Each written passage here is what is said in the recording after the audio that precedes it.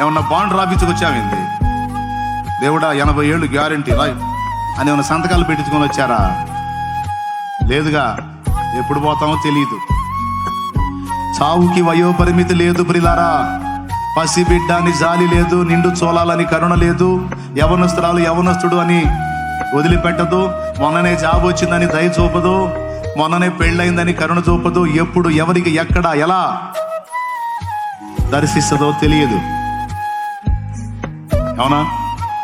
యవనస్తులు యవనస్తురాలు వినండి. యవన ప్రాయం జిలుగులు అద్దం ముందుకెళ్ళి అంటుంటారు, అస్సలు మామూలుగా ఉండదు.